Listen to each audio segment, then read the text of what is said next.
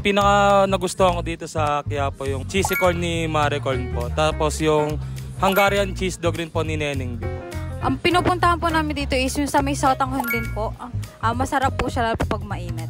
Tapos ito rin po, gusto rin po namin matikman tong kay Marie Corn po. Dito po kami sa Quiapo para po tikman yung yung dragon fruit nila. Tapos balak din po namin pumunta sa Bulalo tsaka sa Sotanghon nila.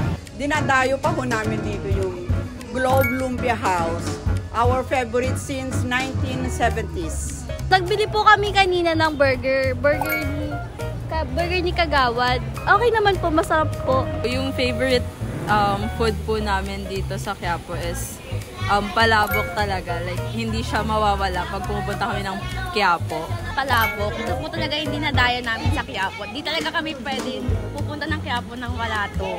Favorite kong puntahan is yung dito sa Globe, Lumpia, and then sa may Delicious. Yan. Marami dito masarap puntahan, mga kainan. Tapos sa may Paterno, Quinta Market, marami dyan.